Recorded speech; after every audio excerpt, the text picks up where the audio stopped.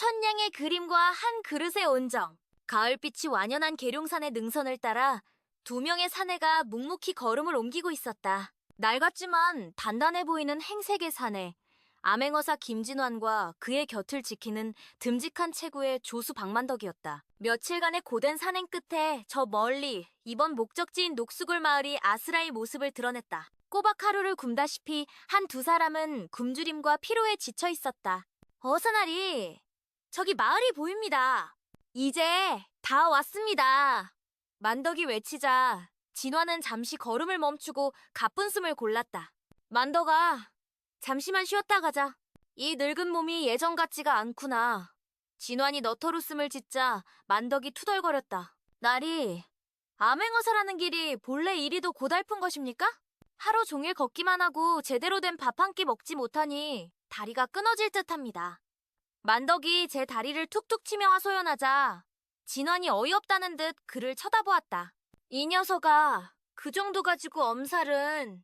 자네는 나 같은 유능한 어사를 만난 것을 복으로 알아야지. 내가 예전에 길로 너도끼로 소문난 그 양반을 모셨을 때는 말이다. 사흘 밤낮을 산속에서 헤맨 적도 있다. 아이쿠, 그 악명 높은 길치 어사님 말씀이시군요. 고생이 많으셨겠습니다. 말도 마라. 그때만 생각하면 지금도 이가 갈린다. 그러니 자네는 복 받은 줄 알 거라. 자, 어서 가자. 저 마을에 아주 기가 막힌 국밥집이 있다니. 오늘 내가 거하게 한턱 쏘마. 진환의 말에 만덕의 얼굴이 환하게 펴졌다. 진정이십니까, 나리? 이야, 우리 훌륭하신 어사나리께서 사주시는 국밥이라니 벌써부터 군침이 돕니다. 그래. 내 기대를 저버릴 순 없지? 이왕이면 저 마을에서 가장 이름난 곳으로 가보자꾸나. 두 사람은 다시 힘을 내어 걸었고 마침내 해가 중천에 뜰 무렵 녹수골 마을 입구에 다다랐다. 마을은 제법 활기가 넘쳤다. 장이 서는 날인지 사람들이 분주하게 오갔고 아이들의 웃음소리가 정겹게 들려왔다. 그런데 나리, 어찌하여 이 녹수골 마을에 오신 겁니까? 보통은 발길 닿는 대로 움직이시지 않으셨습니까? 이유가 있지. 바로 저 국밥 때문일세. 예? 국밥이라니요? 그저 국밥 한 그릇 때문에 이 험한 산길을 넘어왔단 말씀입니까? 가보면 알게 될 것이다. 단순한 국밥집이 아니라는 소문을 들었거든. 진화는 의미심장한 미소를 지으며 앞장섰고 만덕은 고개를 갸웃거리며 그의 뒤를 따랐다. 잠시 후 만덕은 눈앞에 펼쳐진 광경에 입을 떡 벌리고 말았다. 허름한 국밥집 앞에 수십 명의 사람들이 길게 줄을 서 있었기 때문이다. 세상에, 이게 다 무엇입니까? 국밥 한 그릇 먹자고 이리 많은 사람들이 줄을 서 있단 말입니까? 사람 구경 처음 하는가? 어서 줄부터 서자. 이 집이 손님이 많아도 음식 나오는 속도가 빨라 금방 줄이 줄어들 걸세. 진원과 만덕은 서둘러 줄의 맨 끝에 섰다. 만덕은 주위를 둘러보며 연신 감탄했다. 나리, 대체 얼마나 대단한 맛집이기에 이렇습니까? 가만히 있자. 하나, 둘, 셋. 스물하고도 대여섯은 좋게 넘어 보입니다. 정말 대단한 곳은 대단한 곳인가 봅니다. 맛도 맛이지만 그보다 더 특별한 이유가 있다네. 자, 우리 차례가 다가오는구나. 들어가 보면 알게 될 것이다. 마침내 차례가 되어 두 사람은 국밥집 안으로 들어섰다. 내부는 꽤 넓었지만 이미 수많은 손님들로 발 디딜 틈이 없었고 왁자지껄한 분위기가 가득했다. 이야, 이 집은 정말 돈을 갈퀴로 긁어모으겠습니다. 이렇게 손님이 많은데도 회전이 빠르니 하루에 수백 그릇은 팔리겠습니다. 만덕이 감탄하며 말하자 진환이 부엌 쪽을 턱짓으로 가리켰다. 자, 어서 가서 국밥을 받아오너라. 예? 제가 말입니까? 저길 보아라. 사람들이 저마다 직접 국밥을 받아오지 않느냐. 진환의 말에 만덕이 주위를 둘러보니 과연 그랬다. 따로 음식을 가져다주는 종업원은 없었고 손님들이 직접 부엌 앞으로 가 쟁반에 국밥 그릇을 받아오고 있었다. 참 별일 다 보겠습니다. 손님에게 이런 일까지 시키다니 배짱이 두둑한 주인이군요. 투덜거리면서도 만덕은 국밥 두 그릇을 쟁반에 받아 조심스럽게 자리로 돌아왔다. 자, 받아왔습니다, 나리. 이 녀석아, 숟가락과 젓가락은 어찌하고? 물과 김치도 가져와야지. 아니, 그것까지 전부 손님이 직접 해야 한단 말입니까? 이곳의 규칙이니 따를 수밖에. 어서 다녀오너라. 만덕은 입을 삐죽 내밀면서도 부지런히 수저와 물, 그리고 먹음직스러운 김치를 날랐다. 모든 준비를 마치고 드디어 국밥을 한 숟갈 뜨는 순간 만덕의 표정이 묘해졌다. 나리, 그런데 국밥이 왜 이리 미지근합니까? 제가 가져오는 동안 다 식어버린 걸까요? 원래 그렇다네. 뜨거운 국물을 밥에 여러 번 부었다 따랐다를 반복하는 토렴이라는 방식으로 내놓는 게지. 나는 너무 뜨거운 것을 잘 못 먹어서 이게 딱 좋은데 자네 입맛에는 맞지 않는가? 아, 그런 깊은 뜻이 있었군요. 저는 본래 펄펄 끓는 것을 후후 불어가며 먹는 맛을 즐기는지라. 그런데 맛이 아주 특별하지는 않은 것 같습니다. 맛이 없는 것은 아니나 일이 줄을 서서 먹을 정도인지는 잘 모르겠습니다. 하하! 이 녀석! 입맛이 제법 까다로워졌구나. 내가 전국의 국밥을 두루 먹어보았지만 이 정도면 상당한 수준일세. 그런가요? 먹다 보니 알겠습니다. 자극적이지 않으면서도 속이 편안하고 왠지 모르게 자꾸만 생각날 것 같은 맛입니다. 마치 조광지처 같은 그런 맛이랄까요? 오, 제법이구나. 맛 표현이 아주 기가 막히다. 자, 다 먹었으면 그릇을 치워야지. 저기 다 먹은 그릇 놓는 곳에 가져다 놓거라. 세상에, 치우는 것까지 손님이 해야 합니까? 이러고 돈을 받다니 참으로 장사 쉽게 합니다. 만덕은 마지막까지 투덜거리며 그릇을 치우고 돌아와 진환에게 물었다. 그래서 이 국밥 대체 얼마입니까? 이렇게 손님을 부려먹었으니 값이라도 쌓아야 할 텐데요. 진환이 빙그레 웃으며 대답했다. 공짜일세. 예? 뭐라고요? 공짜라고 했다. 돈을 내지 않고 그냥 가면 되네? 만덕은 믿을 수 없다는 듯 주위를 두리번거렸다. 과연 식사를 마친 손님들은 계산을 하지 않고 그대로 가게를 빠져나가고 있었다. 그때 말끔한 차림의 한 선비가 가게 한쪽에 놓인 커다란 나무통에 엽전 몇 잎을 넣고 나가는 것이 보였다. 나리, 저 선비는 돈을 내고 갑니다만. 그렇지. 이곳은 값을 정해놓지 않았다네. 돈이 없는 이는 무료로 먹고 가고 형편이 되는 이는 저리 알아서 성의껏 돈을 내고 가는 방식이지. 저 통에 모인 돈으로 또다시 가난한 이들을 위한 국밥을 끓이는 걸세. 저 선비처럼 넉넉하게 내는 사람 덕분에 이 국밥집이 유지되는 것이지. 진환의 설명에 만덕은 비로소 모든 것을 이해하고 감탄했다. 아, 그랬군요. 어쩐지 손님들 행색이 다들 무척이나 남루하다 했습니다. 이런 훌륭한 곳이 있었다니. 나도 그 소문을 듣고 직접 확인하러 온 것이야. 부패한 관리를 벌하는 것도 내 임무지만 이처럼 훌륭한 이들을 찾아내 조정에 알리고 상을 내리게 하는 것 또한 내 중요한 임무이지. 심지어 이 국밥집은 이대째 이 일을 이어오고 있다고 하더군. 정말 대단합니다.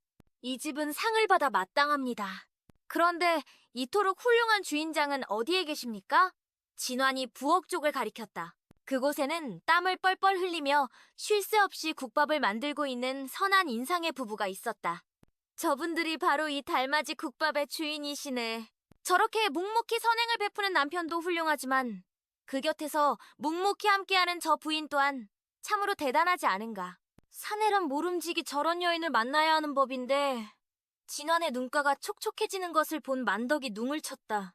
나리, 혹 외로우십니까? 괜히 옆구리가 시리고 그러신 겁니까? 무슨 소리냐? 가을이라 날이 추워 그런 것이지. 아이, 그러시군요. 우리 나리, 가을 타시는군요. 아, 저기 보십시오.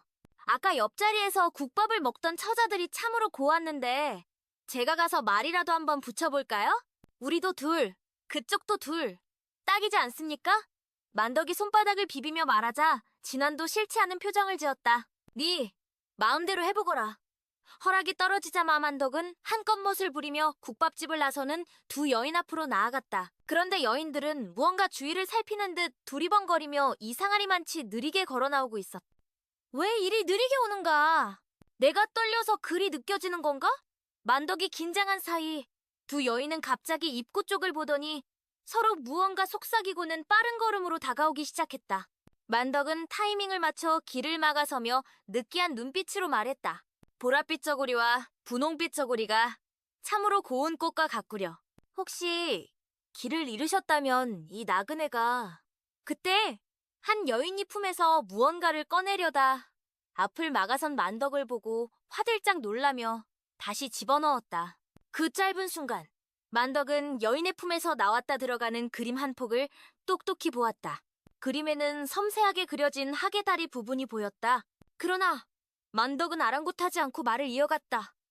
내 형님과 함께 저작거리 찻집에 가려던 참인데 괜찮다면 우리 함께. 그때였다. 잠시만 지나가겠습니다. 만덕의 뒤에서 목소리가 들렸고 커다란 장독을 든 젊은 청년이 국밥집 안으로 들어서고 있었다.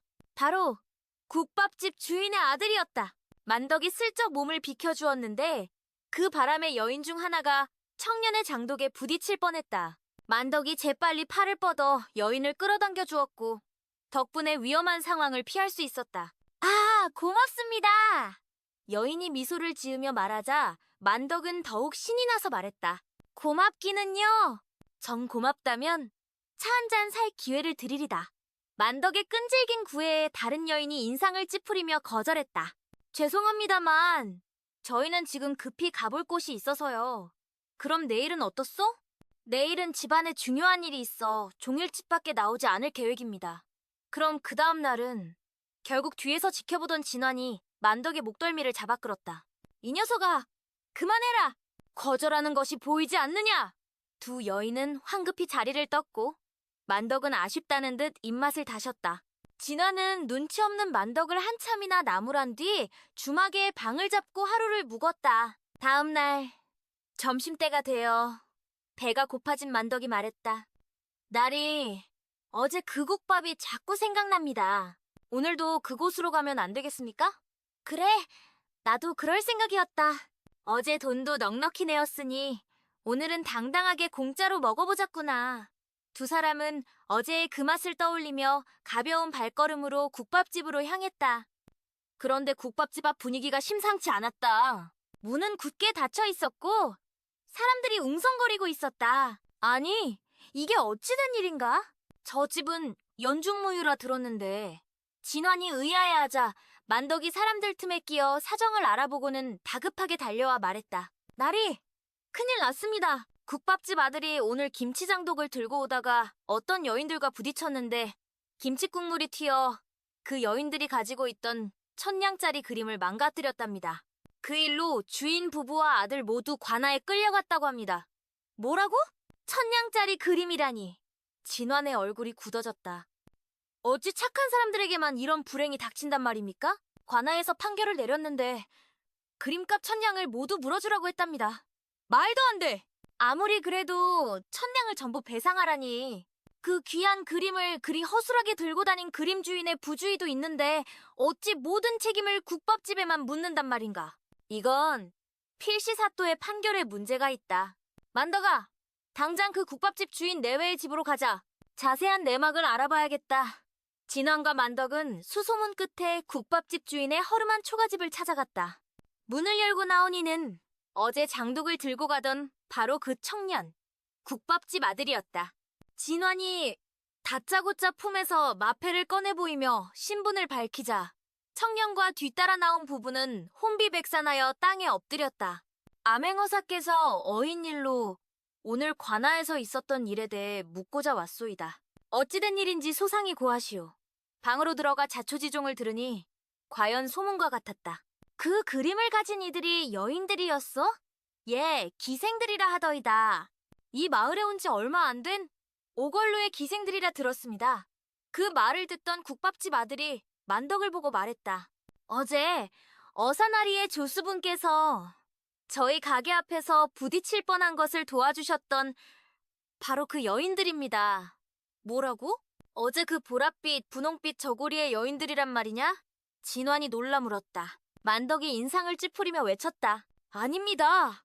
그럴 리가 없습니다. 그 여인들은 분명 오늘 집안일 때문에 절대 밖으로 나오지 않을 것이라 했습니다. 이 답답한 녀석아. 그 말을 고지곳대로 믿었단 말이냐? 그건 완곡한 거절의 뜻이지? 진환이 혀를 차며 물었다. 그 그림이 대체 어떤 그림이기에 1000냥이나 한다는 게요? 강홍도 화백의 무학팔곡병이라 하더이다. 강홍도 무학팔곡병이라. 과연 천하의 명작이니 그 값이 천냥을 넘는 것이 무리는 아니나 어찌 그런 귀한 그림이 기생들의 손에 들어갔을꼬. 필시가기를 팔아야 천냥을 마련할 수 있을 것입니다. 마침 몇 년 전부터 가게 자리를 팔라고 조르던 이웃마을 최진사에게 가봐야겠습니다. 국밥집 주인이 깊은 한숨을 내쉬었다. 그 말을 듣던 진환의 눈빛이 번뜩였다. 최진사라. 전부터 그 자리를 노리고 있었단 말이군요. 진환과 만덕이 집을 나서자 만덕이 고개를 갸웃하며 말했다. 나리, 무학팔곡병이라니 학 그림 아닙니까? 학이라 갑자기 왜 그러느냐? 아, 생각났습니다. 어제 그 기생품에서 슬쩍 보였던 그림이 바로 학 그림이었습니다. 그렇다면 그들은 어제도 그 그림을 가지고 국밥집에 왔었다는 말입니다. 만덕의 말에 진원의 머릿속에서 흩어져 있던 조각들이 맞춰지기 시작했다. 어제도, 그리고 오늘도 하필이면 국밥집 아들과 부딪혔다. 그리고 그 자리를 오래전부터 노리고 있던 최진사가 있다. 사또는 너무나 성급하고 일방적인 판결을 내렸다. 진화는 차가운 미소를 지으며 중얼거렸다. 이 모든 것이 우연일 리가 없지. 이 사건의 배후에는 아주 교활하고 추악한 음모가 도사리고 있구나. 만덕아, 하늘의 재물을 깨달은 민치록 대감. 먼 옛날 하서도라 불리는 고을에 민치록이라는 대감이 살고 있었다. 그는 비단 옷을 입고 99칸 기와집에 살며 창고마다 금은 보화와 곡식이 산처럼 쌓여 있어 그 부유함이 나라 안에 자자했다. 젊은 시절부터 오직 재물을 모으는 데에만 평생을 바친 그는 인색하다는 비난은 피하면서도 재물에 대한 탐욕만큼은 끝이 없었다. 사람들은 그를 하서도 제1의 부자라 불렀으나 그의 마음 한구석은 늘 채워지지 않는 공허함으로 차가웠다. 그러던 어느 맑은 날 새벽, 민대감이 비단 이불 속에서 막 잠이 깨어 창밖을 내다보았다. 동쪽 하늘이 붉게 물들기 시작할 무렵 뜰 안에 닭이 목을 길게 빼어 3번 우는 소리가 들려왔다. 바로 그 순간 하늘이 잠시 번쩍이는 듯하더니 대궐의 기둥을 뒤흔드는 장엄한 목소리가 그의 귓가에 울려 퍼졌다. 오늘 밤 이 나라에서 가장 큰 부자가 내 부름을 받으리라. 그 신비로운 목소리는 3번이나 반복되어 그의 뼛속까지 스며들었다. 민대감은 심장이 멎는 듯한 충격에 사색이 되었다. 이럴 수가. 제일 가는 부자라니. 필시 나를 두고 하는 말이렸다. 내가 오늘 밤에 죽는단 말인가? 아니야.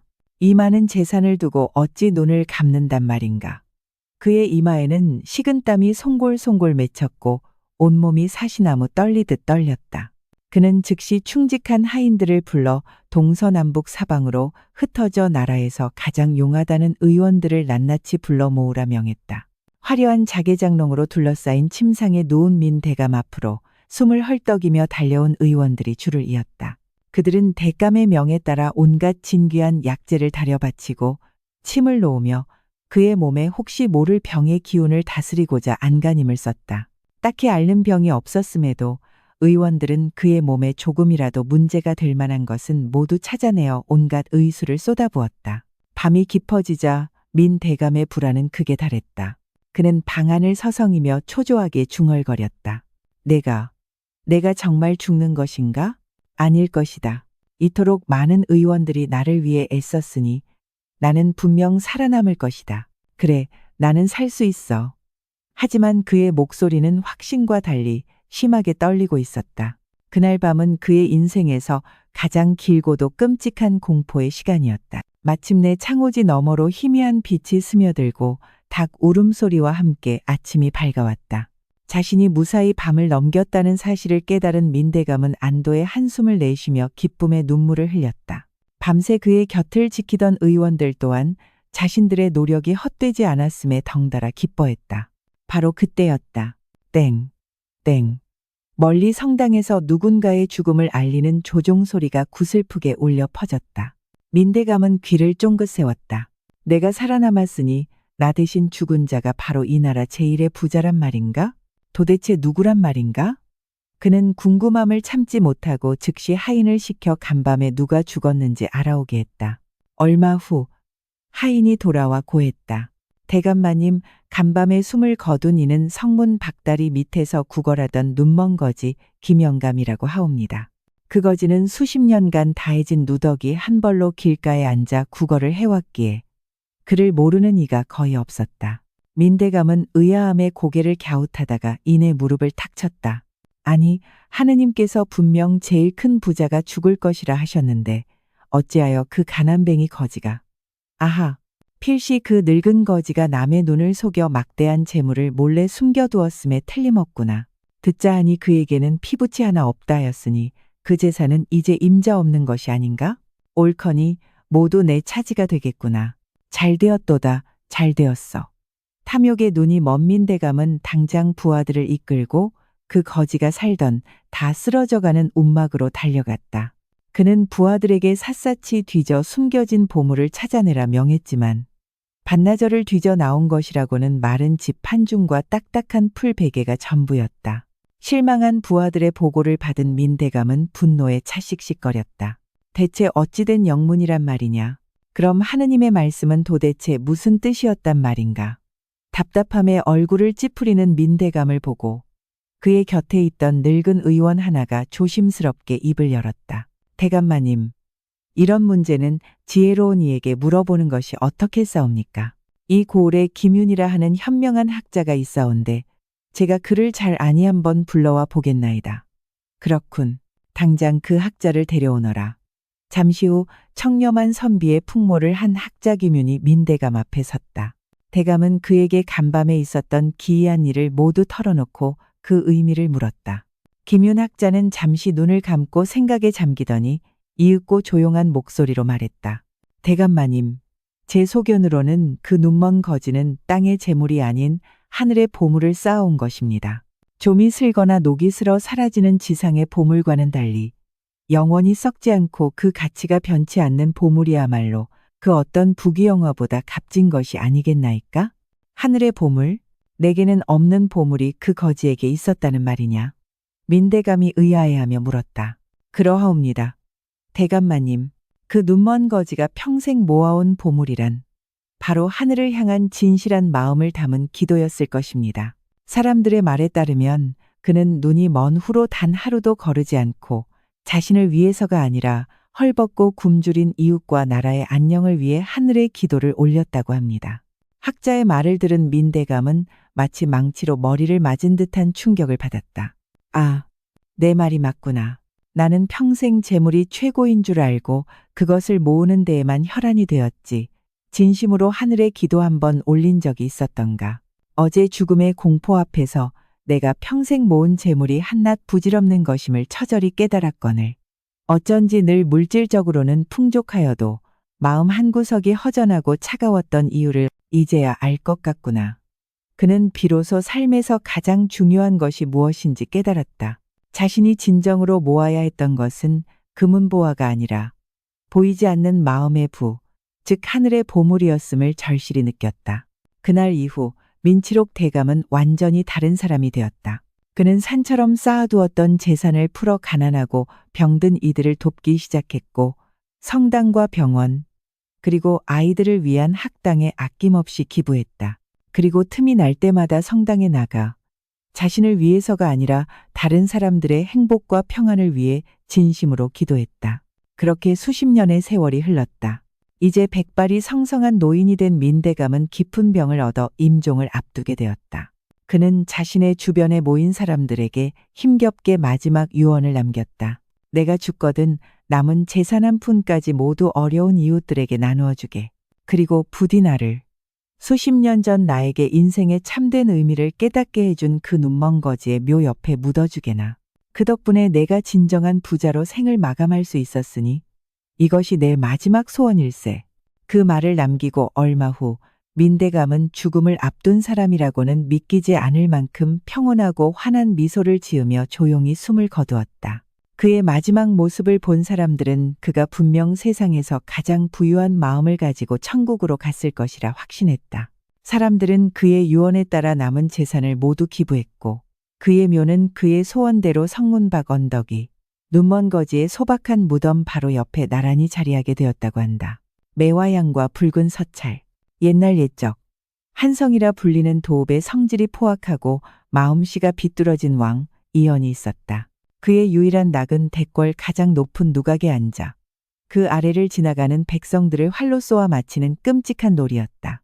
매일같이 무고한 백성들이 그의 화살에 목숨을 잃자 충심 깊은 신하들이 눈물로 호소하며 그만두시라 간청했지만 왕은 도리어 역정을 내며 그들을 벌할 뿐이었다. 이윽고 왕의 살인적인 취미가 알려지자 누각 아래 거리는 쥐 죽은 듯 고요해졌고 아무도 지나다니지 않게 되었다. 심심함을 견디지 못한 포악한 왕은 더욱 잔인한 방법을 고안해냈다. 그는 붉은 종이에 내일은 네가 죽을 차례다라고 써서 아무에게나 무작위로 보냈다. 이 붉은 서찰을 받은 사람은 다음 날 반드시 그 죽음의 누각 아래로 가 왕의 화살에 맞아 죽어야만 했다. 도망치려 해도 사대문은 왕의 군사들이 철통같이 지키고 있었고 특히 붉은 서찰을 받은 자는 절대로 성 밖으로 내보내지 말라는 어명이 내려진 상태였다. 온 백성은 매일 밤 자신의 집에 붉은 서찰이 배달될까 두려움에 떨며 잠 못 이루는 나날을 보냈다. 그러던 어느 날 호련히 한 여인이 나타나 이 공포의 도시에 변화를 가져오기 시작했다. 어디서 왔는지 이름이 무엇인지 아무도 모르는 그녀는 붉은 서찰을 받은 사람들을 죽기 바로 전날 밤 감쪽같이 성 밖으로 빼내주기 시작했다. 그녀의 행적은 귀신과도 같아서 동서남북 사대문의 수많은 군사들이 눈에 불을 켜고 지켜도 어느 틈으로 사라지는지 도무지 알 길이 없었다. 더욱 신비한 것은 사람이 사라진 다음 날 아침이면 반드시 왕의 침소 앞에 핏빛처럼 붉은 매화 한 송이가 소리 없이 놓여 있다는 점이었다. 사람들은 이를 그 여인이 남긴 증표라 믿었고 그녀를 매화 여인이라 부르기 시작했다. 연일 사람을 죽이지 못하고 아침마다 매화만을 보게 된 왕은 분노로 몸을 떨었다. 이 매화인지 뭔지 아는 요망한 계집을 당장 잡아들이지 못할까. 왕은 사대문을 지키는 수문장들을 모두 불러 모아 매화 여인을 잡는 자에게는 천금의 상을 내리겠다고 선포했다. 특히 서문을 지키는 수문장 박무진은 용맹하고 지략이 뛰어나기로 이름난 자였다. 그는 자신의 서문으로는 단 한 사람도 빠져나가지 못했다며 늘 으스댔다. 아무리 귀신 같은 매화 여인이라도 내 눈은 속이지 못할 것이다. 내 손에 잡히기만 해봐라. 당장 오라를 지워 왕 앞에 끌고 가 큰 상을 받을 테니. 그는 다른 수문장들이 매화 여인에게 속은 것을 비웃으며 호언장담했다. 마침 점심때가 되어 성문 밖으로 나가려는 행렬이 검사를 기다리고 있었다. 박무진은 군사들에게 짐짝 하나하나까지 샅샅이 뒤지라며 매서운 눈으로 감독했다. 그때 매일같이 군사들에게 떡을 팔던 친숙한 노파가 아들의 관을 실은 수레를 따라오며 서럽게 울고 있었다. 할멈, 어찌 그리 슬피 우시오? 박무진이 묻자 노파는 더욱 목 놓아 울며 말했다. 아이고, 대장님. 하나뿐인 제 아들이 몹쓸 역병에 걸려 그만 이제 공동묘지에 묻으러 가는 길이랍니다. 역병이라는 말에 박무진과 군사들은 질색하며 뒤로 물러섰다. 뭐, 역병이라니. 어허, 꾸물거리지 말고 어서 빨리 가시오. 어서. 그들은 전염될까 두려워 손사래를 치며 노파의 수레를 서둘러 내보냈다. 노파는 아이고, 내 아들. 불쌍한 내 아들. 이라 울부짖으며 유유히 성문을 빠져나갔다. 박무진과 군사들은 혀를 차며 불쌍한 노파의 뒷모습을 안타깝게 바라보았다. 바로 그 순간 뒤에서 요란한 말발굽 소리와 함께 중앙군 대장군이 나타나 다급하게 외쳤다. 이보시오. 방금 이리로 관을 실은 노파가 나가지 않았소? 예, 나가긴 했습니다만 이 동네 떡장수 할멈입니다. 박무진이 대수롭지 않게 답하자 대장군은 발을 동동 구르며 소리쳤다. 이런 멍청한 자들. 그 관 속에 든 것이 바로 내일 죽을 사람이란 말이다. 그리고 그 노파가 바로 매화 여인인데 어찌 그냥 보낸 것이냐. 예, 그 노파가 매화 여인이라니요. 박무진이 경악하는 순간 한 군사가 그의 등 뒤를 가리켰다. 놀라 돌아보니 방금 전 아들이 죽었다며 울던 노파가 아니라 멀쩡한 떡장수 할멈이 떡 바구니를 이고 태연하게 걸어오고 있었다. 매화 여인이 그들을 속이기 위해 떡장수 노파로 변장했던 것이다. 아이고, 속았구나. 박무진은 땅을 치며 분통을 터뜨렸다. 다음 날 또 다른 백성에게 붉은 서찰이 배달되었다. 2번 다시 속지 않으리라. 다짐한 박무진은 눈을 부릅뜨고 성문을 지켰다. 그때 콩을 가득 실은 괴짝을 수레에 싣고 가는 늙은 영감 하나가 성문을 나서려 했다. 옳거니 오늘은 저 영감이로구나. 박무진은 영감을 붙잡아 수염을 잡아당겨 보고 괴짝을 쏟아 콩알 하나까지 확인했지만 아무런 이상도 발견할 수 없었다. 그는 미안하다 사과하고는 영감을 보내주었다. 하지만 얼마 지나지 않아 또다시 중앙군 대장군이 말을 타고 달려왔다. 이보게, 방금 수레를 끈 영감이 나갔지? 예, 나갔으나 분명 평범한 영감이었습니다. 이런, 그 영감이 바로 내일 죽을 사람이고 그 괴짝 밑에 매화 여인이 숨어 있었단 말이다. 대장군은 분노하며 영감을 뒤쫓아갔다. 박무진은 자신이 또 속았다는 사실에 그 자리에 주저앉아 버렸다. 그런데 잠시 후 더욱 기가 막힌 일이 벌어졌다. 방금 영감을 쫓아갔던 대장군과 똑같이 생긴 대장군이 또다시 부하들을 이끌고 나타난 것이다. 박무진은 꿈을 꾸는 듯 어안이 벙벙했다. 이봐, 방금 말 탄 2사람이 이리로 나가지 않았나? 예? 대장군께서 방금 늙은 영감을 쫓아가지 않으셨습니까? 제정신인가? 그 말 탄 2놈이 바로 매화 여인과 내일 죽을 사람이란 말이다. 알고 보니 처음 나타난 대장군이 바로 매화 여인의 변장이었던 것이다. 그녀는 늙은 영감을 쫓는다는 핑계로 죽을 사람을 부하로 위장시켜 당당하게 성문을 빠져나갔다. 박무진은 이틀 연속으로 감쪽같이 속아 넘어간 것이다. 이 소식을 들은 왕은 노발대발했고 박무진은 결국 왕 앞에 끌려가 모진매질을 당한 뒤 파직되어 나라에서 쫓겨나는 신세가 되었다. 다음 날 새벽, 쫓겨나게 된 박무진이 자신의 짐을 실은 수레를 끌고 서문 앞에 나타났다.